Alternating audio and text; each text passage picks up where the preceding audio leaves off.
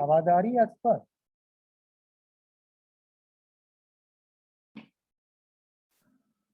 आवाज आ रही है। हाँ।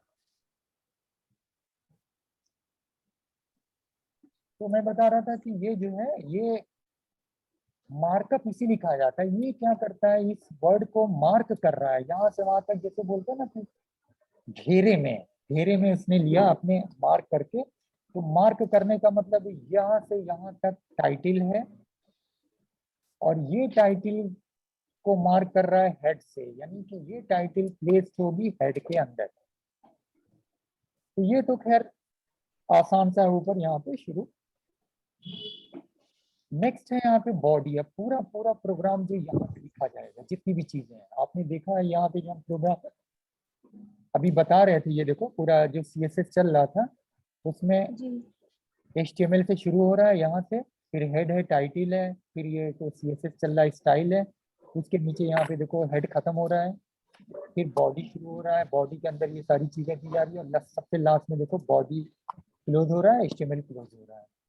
तो चाहे HTML करो, चाहे CSS करो, चाहे जावा स्क्रिप्ट करो, आगे जितनी भी लैंग्वेजेस, एडवांस लैंग्वेजेस हैं वेब पेज की, उन सब के अंदर HTML के ये एलिमेंट यूज होंगे ही होंगे। बिना इसके वेब पेज हम नहीं बना सकते। तो आप कह सकते हैं ये बेस्ड है एकदम HTML। तो ये कर लिया।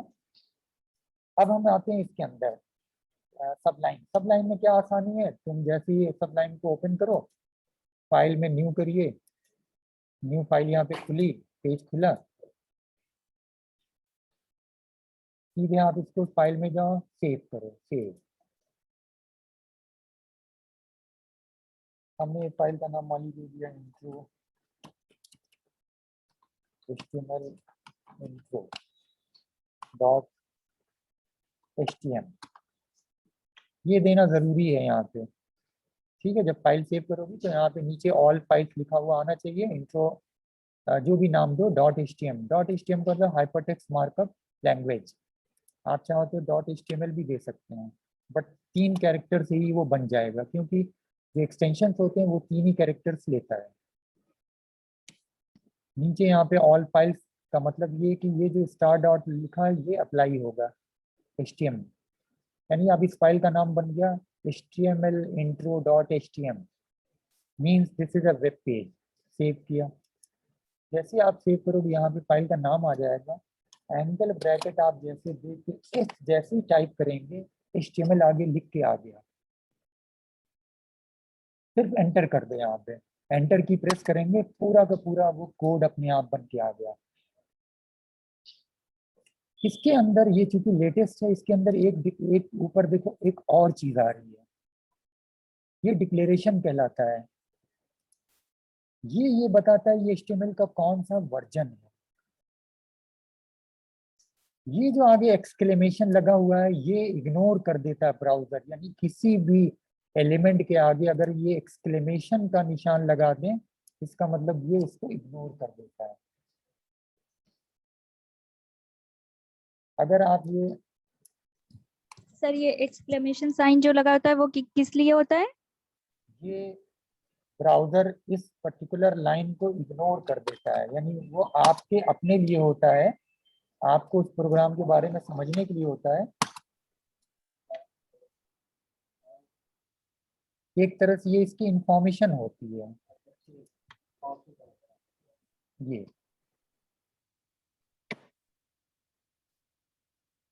This declaration is not an HTML tag, ये कोई HTML टैग नहीं होता है। This is an information to the browser what about type of explain, कौन सा आप वर्जन यूज कर रहे हैं, जैसे HTML5।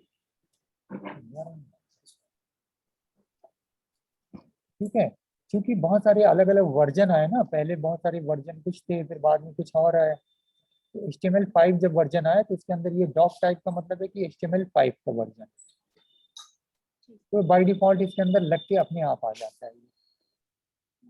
आपका पूरा ये बन के आ गया, आपको कुछ लिखना नहीं, सीधे बॉडी के अंदर आइए। अब बॉडी के अंदर जो सबसे पहली मेन चीज है HTML में वो है हेडिंग, H1, सबसे लार्जेस्ट हेडिंग H1। यानी इसके अंदर जो चीज हम लिखेंगे वो हेडिंग बन के आएगी सबसे बड़ी। This is HTML।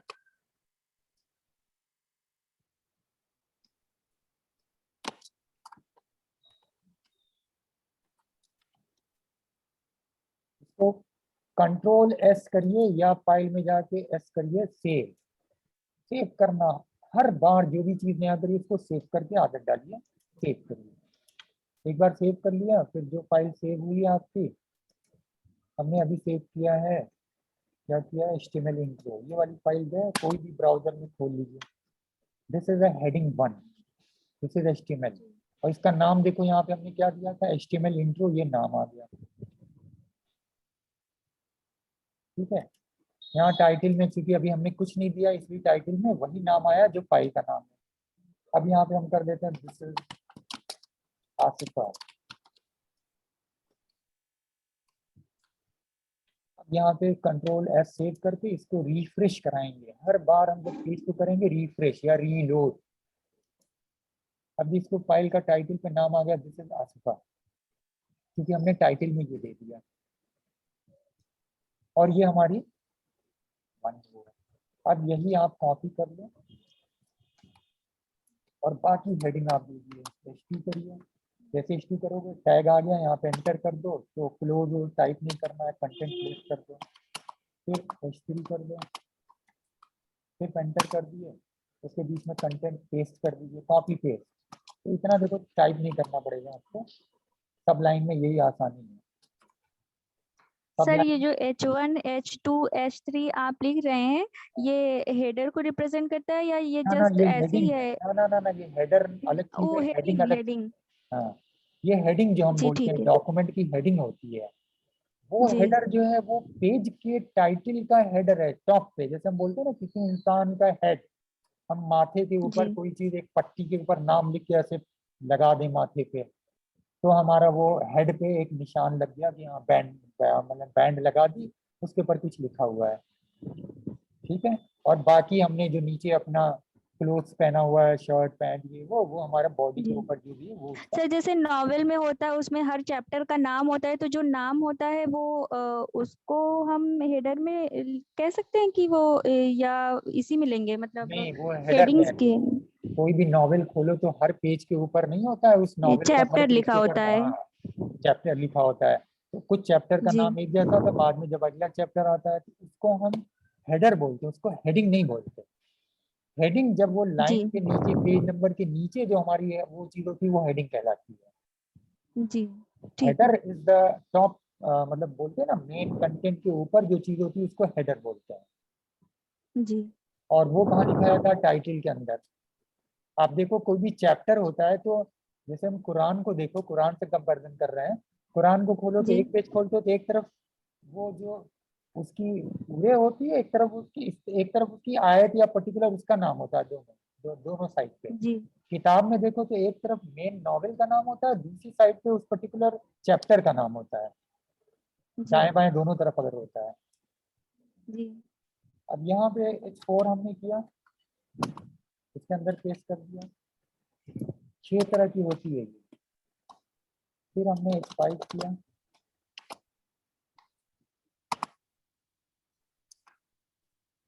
और फिर हमने H6 किया। अक्सर क्वेश्चन में ये आता भी है, एग्जाम आया भी है, और इससे लोग गड़बड़ कर देते हैं, इतना आसान। This is the largest heading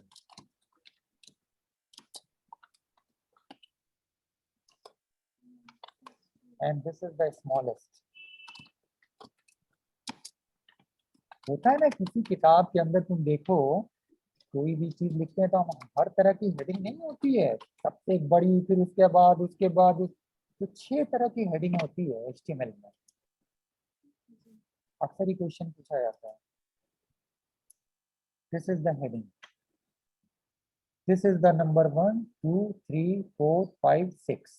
ये जो हमने लिखा है वो आ रहा है इसके ऊपर, ये हम हटा देते हैं।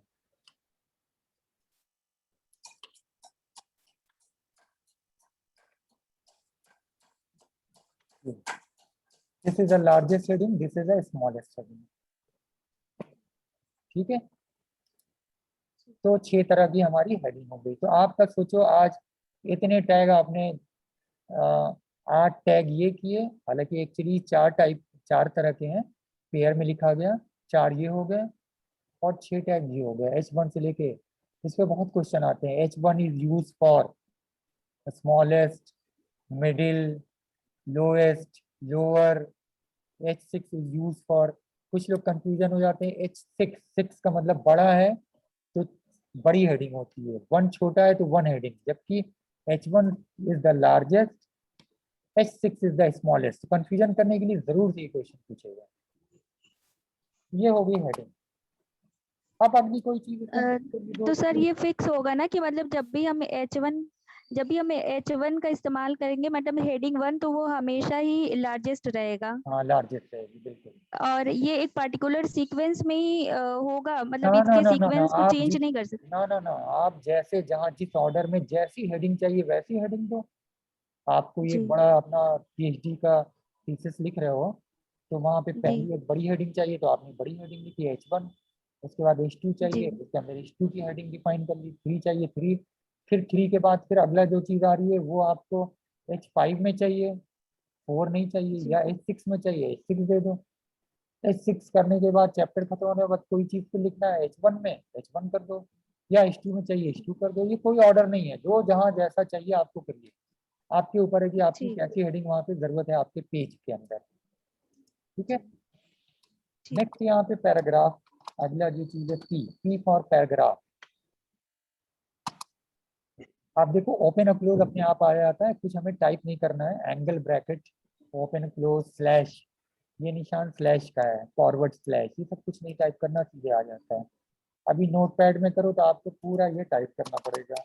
ये दो, फिर पी दो, फिर क्लोज करो, फिर पी क्लोज करना, ये दो, फिर स्लैश दो, फिर पी दो, फिर क्लोज करो। जो हम लोग स्टूडेंट को बताते हैं ओ लेवल में, वो पहले नोटपैड ही में बताते हैं, सब लाइन नहीं बताते। सब लाइन में HTML में आप CSS जब शुरू करते हैं तब बताते हैं, क्योंकि यहाँ अगर आप कर लेंगे ना तो आपको जो टाइप करने की स्पीड है वो नहीं बन पाती। हर चीज आपको बना बनाया मिल रहा है। तो रोटी जैसे बोलते हैं ना, पकी पकाई मिल जाए खाने की तो पता नहीं चलती, ले लो उसको सेको है, उसको गोल सी तब खाओ बनाओ, तब फिर पता चलता है मेहनत। तो पी के अंदर मीन्स पैराग्राफ, हम कोई पैराग्राफ यूज करते हैं यहाँ पे। अब पैराग्राफ के लिए हम मान लो हम आते हैं और कोई भी एक वो लेते हैं,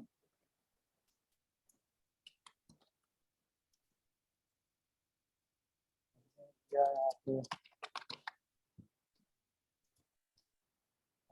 पैराग्राफ यहाँ से ले लिया, नेट से ये मैंने ले लिया।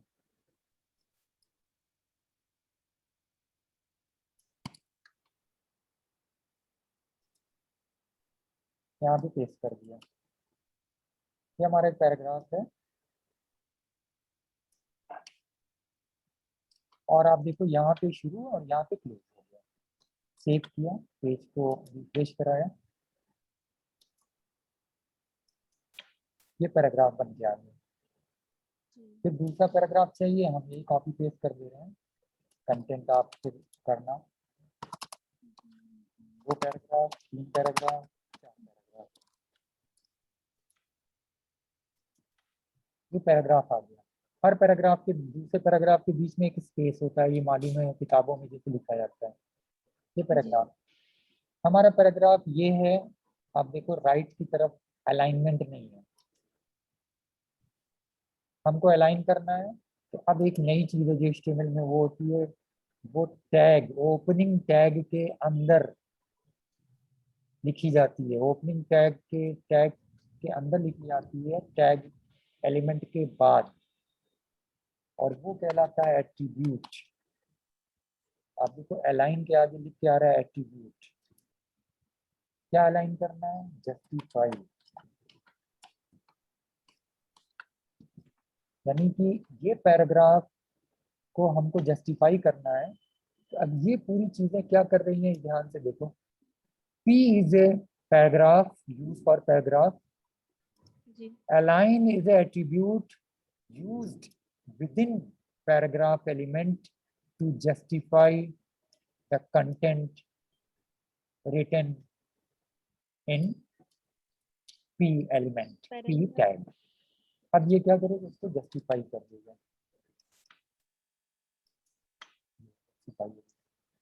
यानी राइट की तरफ ये लाइन, ये हमारा नॉर्मल है, हमको इसको मान लो राइट करना है, राइट कर दिया। अभी देखो राइट की तरफ जस्टिफाई हो गया, इधर नहीं है, इधर देखो ऐसे हो गया।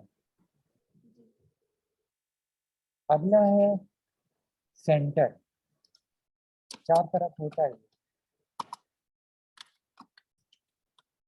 अब पूरा ये सेंटर, सेंटर तो पैराग्राफ को सेंटर करते नहीं, जनरली हेडिंग को करते हैं। हर लाइन देखो, हर लाइन अपनी लेफ्ट और राइट मार्जिन के हिसाब से सेंटर में हो गई। ये देखो, ये लाइन अपनी लाइन के हिसाब से सेंटर में, ये लाइन अपनी लाइन के हिसाब से सेंटर में, ये लाइन अपनी लाइन के हिसाब से सेंटर में। और अगला है लेफ्ट।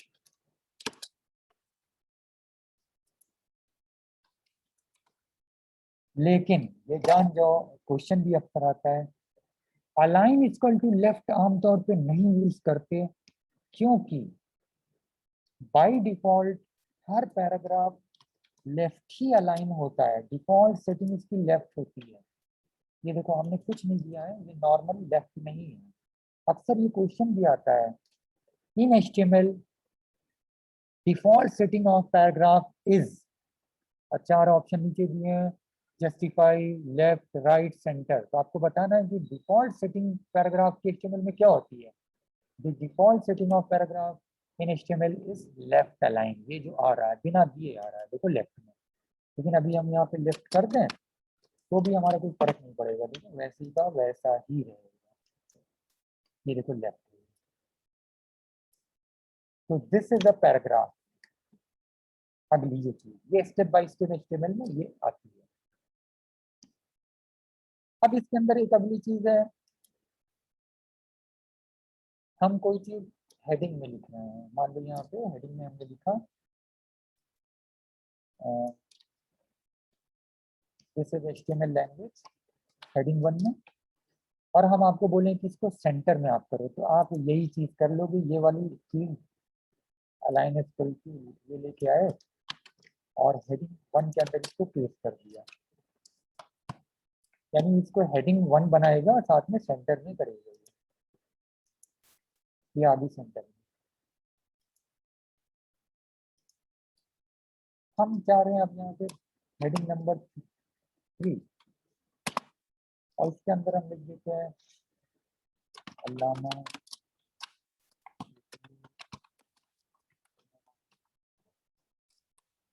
हम चाहते हैं ये भी सेंटर में आए, हमने अभी लेफ्ट में आ रही है, हम चाहते हैं सेंटर में आए, बट हम दूसरे तरीके से इसको सेंटर में करेंगे, और वो कैसे करेंगे, वो ऐसे करेंगे, सेंटर टैग, यानी सेंटर ओपन होगा और सेंटर यहाँ पे क्लोज होगा।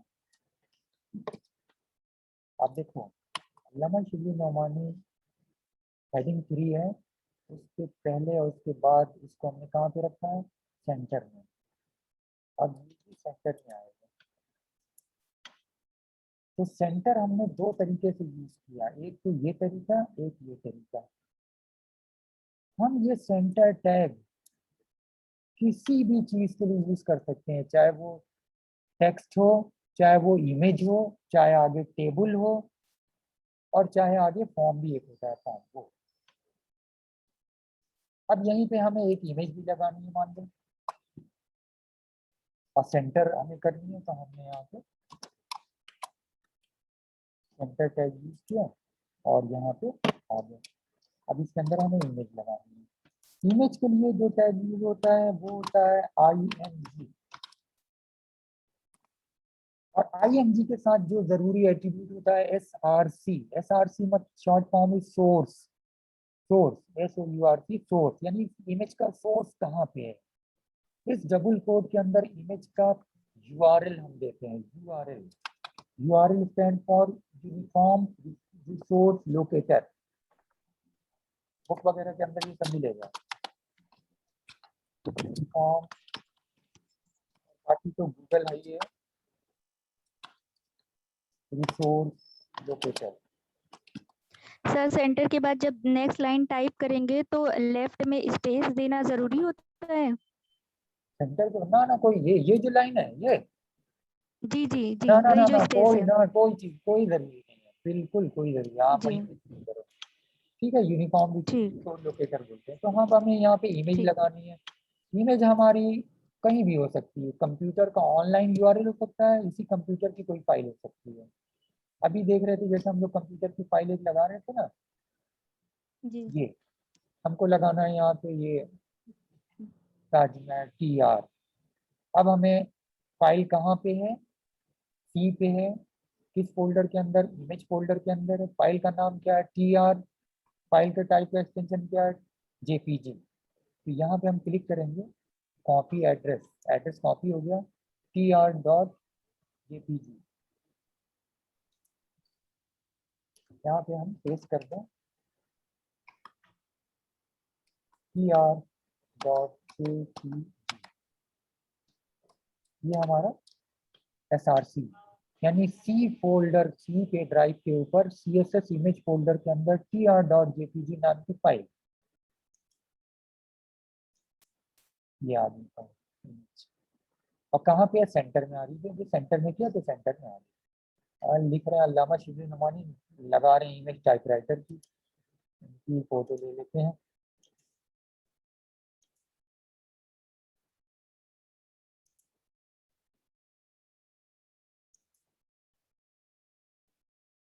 ये मान लो इमेज ले लेते हैं, सेव करते हैं।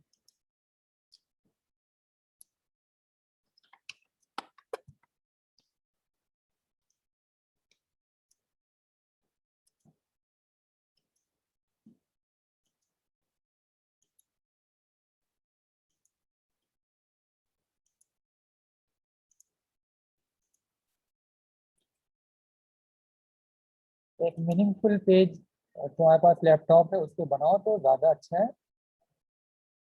क्योंकि एक मीनिंगफुल पेज रहता है तो चीज़ें जब अरेंज वो करके आती हैं तो अच्छा लगता है। Shibli.jpg।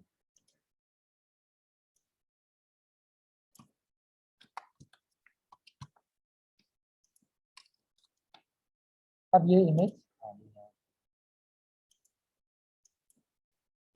ठीक है।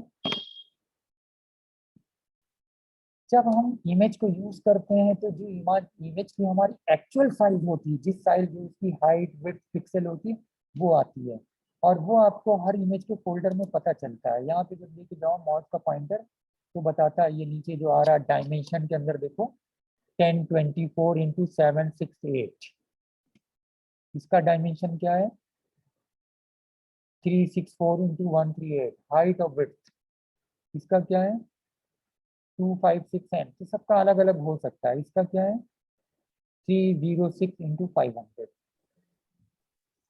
अलग अलग डायमेंशन। तो जब हम इस तरह से यूज करते हैं इमेज को तो वो अपनी ओरिजिनल साइज में आती है। लेकिन मैं आपको अगर बोलूँ कि साइज को छोटा करिए, तो आप यूज करते हैं विड्थ, जो आज हम लोग इसमें भी कर रहे थे, विड्थ। विड्थ इक्वल टू हमने दिया 350। ये जो न्यूमरिक वैल्यू हो रही है ये इसके पिक्सल को डिफाइन करती है। आप इसको ऐसे भी लिख सकते हैं, आप इसको ऐसे भी लिख सकते हैं। 350 px मीन्स पिक्सल। पिक्सल पता ही है, smallest unit of image through which an image make, कैसे बनती है, tiny dot on screen called pixel. तो कई सारे पिक्सल मिलके एक इमेज को वो करते हैं। तो 350 का मतलब ये है कि उसका पिक्सल को हम डिफाइन कर रहे हैं। तो जब हमने 350 कर दिया, ये साइज थोड़ी सी बड़ी हो गई। इसकी ओरिजिनल साइज क्या थी देखो, 306। हम इसको 150 कर दें, छोटी हो गई है। हम छोटा और बड़ा भी कर सकते हैं, सिर्फ विड्थ देके। विड्थ से उसी डायमेंशन में जो ओरिजिनल डायमेंशन है उसकी हाइट भी हो जाती है। लेकिन ऐसा नहीं कि हम हाइट नहीं डिफाइन कर सकते, हम हाइट भी कर सकते हैं डिफाइन। लेकिन हाइट डिफाइन करते वक्त आपको ध्यान रखना पड़ेगा, अगर मान लो हम दोनों की 150 कर देते हैं तो आप देखो क्या होता है, ये हो गया। तो इमेज ऐसे स्ट्रेच हो गई, अब ये इमेज ठीक नहीं लग रही है। तो जब विड्थ से क्या होता है, हम उसी रेशियो में अपने आप, उसी डायमेंशन में अपने आप विड्थ हो जाती है, तो दिखाने की जरूरत नहीं है। और अगर आप ऐसे दे रहे हो तो आपको उस हिसाब से करना पड़ेगा, क्योंकि नहीं तो स्ट्रेच हो जाएगी। तो अपने आप विड्थ को आप बढ़ाओ, 250 करो, ये देखो, तो फिर आपको और नहीं ठीक लगेगी। लेकिन जो इस तरह की इमेज है जिसका डायमेंशन एकदम मतलब उस तरह का नहीं है, जैसे ये है, एकदम बराबर है, देखो 256 इंटू 256, तो अब आप इसमें जो भी करोगे दोनों को वो अपने हिसाब से करेगा। तो हमारी जो HTML के अंदर ये हो गया वो एलिमेंट ओपनिंग टैग, ये हो गया एट्रीब्यूट, उसकी वैल्यू, ये वैल्यू है इसकी, एट्रीब्यूट के आगे उसकी वैल्यू होती है। ये अगला एट्रीब्यूट, उसकी वैल्यू, ये अगला एट्रीब्यूट, इसकी वैल्यू, और दो एट्रीब्यूट के वैल्यू के बीच में एक स्पेस होता है। और अगर ये दोनों मिला देंगे तो ये पता नहीं चलेगा कौन किसकी क्या वैल्यू है।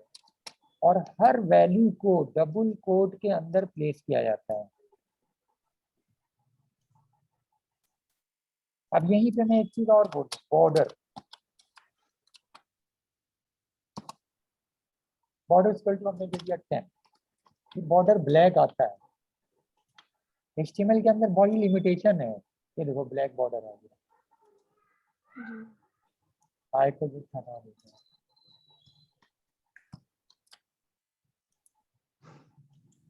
ब्लैक बॉर्डर किनारे आ गया। CSS के अंदर बॉर्डर को कलरफुल करना और उसको बॉर्डर की स्टाइल करना सब कुछ है, HTML में कुछ नहीं है सिवाय ये कि ये बॉर्डर, कुछ और चीजें हैं नए नए वर्जन में, बट सिंपली बॉर्डर। तो इस तरह से हम इमेज की यूज करते हैं।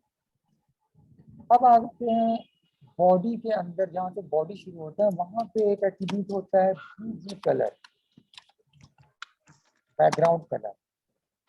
यहाँ पे हमने मान लो दे दिया ग्रीन,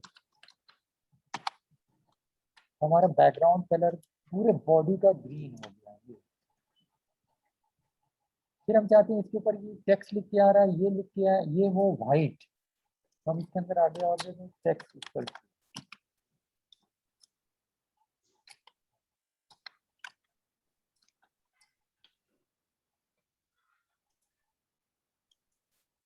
तो देखो टेक्स्ट व्हाइट हो गया।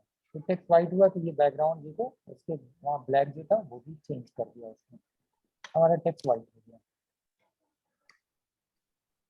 तो ये कहलाता है BG कलर। BG कलर का मतलब होता है background colour. Background colour. BG colour सब एक में लिखा जाएगा, स्पेस नहीं होगा। और कलर की स्पेलिंग COLOR होगी, नॉट COLOUR, COLOR। जी। अगली चीज इसके अंदर है बैकग्राउंड। बैकग्राउंड से हम कोई इमेज को बैकग्राउंड में ला सकते हैं। हम ये चाहते हैं इस पेज में हम एक इमेज लाना, ये वाली इमेज, ये इमेज डेजर्ट, ठीक है। तो desert.jpg ये इमेज में ये लाना चाहते हैं, तो हमने यही पाथ लिया यहाँ से यहाँ तक, क्योंकि पाथ वही है, खाली इसका नाम बदल गया है।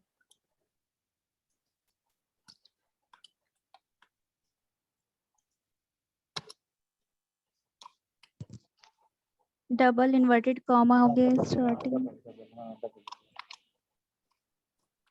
ठीक है। बैकग्राउंड, जब भी हम BG कलर और बैकग्राउंड एक साथ यूज करेंगे तो क्या होगा ये भी देख लीजिए। बैकग्राउंड इमेज आएगी, कलर नहीं आएगा, कलर पीछे चला जाएगा, दिखेगा नहीं, और बैकग्राउंड इमेज आएगी। तो एक फोरग्राउंड इमेज IMG के साथ, बैकग्राउंड इमेज पीछे यहाँ पे आ रही है ये। तो बैकग्राउंड अगर जो हम है, इमेज यूज करते हैं तो अगर हम बैकग्राउंड इमेज यूज करते हैं तो कलर नहीं दिखेगा। हाँ ये कलर नहीं आएगा, BG कलर नहीं, क्योंकि छिप जाएगा ना, जाहिर सी बात, इमेज आ जाएगी तो कलर कैसे दिखेगा। जी। हाँ और ये सारे एट्रीब्यूट्स मतलब स्टार्टिंग में बॉडी वाले हाँ, ये लिखेंगे बॉडी में। बॉडी के अंदर हम बीजी कलर, बॉडी का मतलब कि पूरी बॉडी का बैकग्राउंड कलर, बॉडी के जी अंदर बैकग्राउंड का मतलब पूरी बॉडी में बैकग्राउंड, पूरी बॉडी में जी बैकग्राउंड का मतलब ये देखो पेज के अंदर बैकग्राउंड यहाँ से यहाँ तक आ रहा है, उसके बाद इस जगह जी पे ये रिपीट हो जा रहा है, देख रहे हैं ना, रिपीट हो रहा है ये, फिर नीचे आओ देखो ये रिपीट हो रहा है, रिपीट करेगा तभी तो पूरे एज ए टाइल बन के आ जाएगा, टाइल बन जाता है। टाइल जमीन पे जो टाइल होती है, टाइल लगाते हैं वही रिपीट होगी, बगल में दूसरी आती है फिर तीसरी, तभी तो पूरा सरफेस को कवर करती है टाइल। जी ये इमेज एज ए टाइल बन के आएगी। तो आज मैंने बहुत बता दिया, स्टूडेंट को जब पढ़ाते हैं क्लास में तो इतनी चीजें पहले दिन नहीं बताते।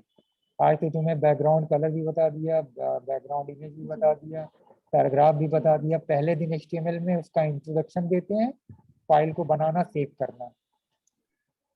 तो अगर आप सबलाइन में करोगी तो बहुत आसान है, नोट पैड में करेंगी तो थोड़ा सा स्टेप लंबा है, वो हम फिर बाद में किसी दिन बता देंगे। तो बेहतर है सबलाइन कर लो।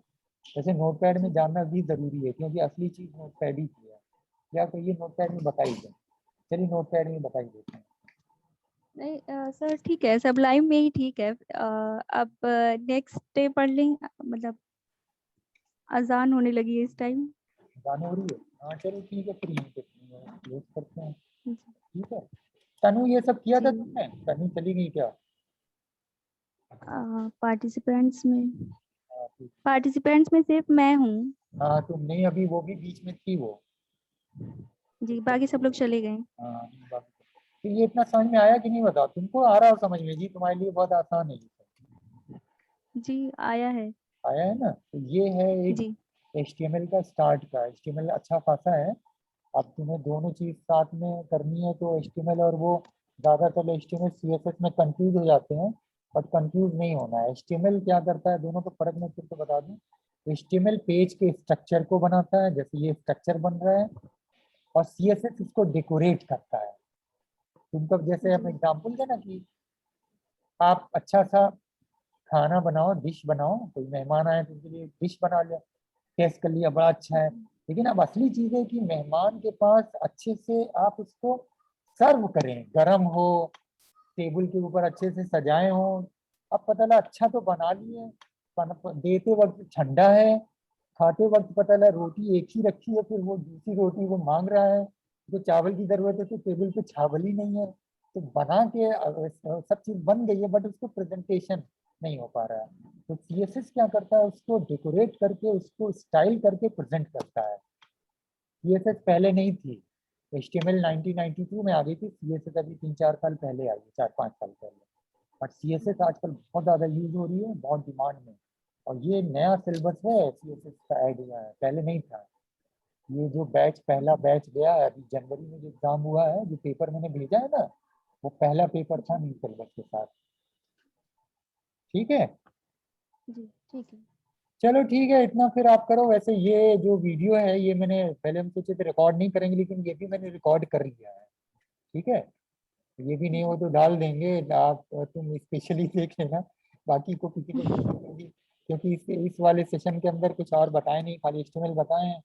बट मैंने इसलिए रिकॉर्ड कर लिया कि HTML का स्टार्टिंग है, कल को कोई बोले कि HTML का सब शुरू का हमको बता दिए, तो मैं यही URL उसको भेज दूंगा है। ठीक तो इसीलिए मैं रिकॉर्ड कर लेता हूँ, क्योंकि अ, फिर कभी जरूरत होगी।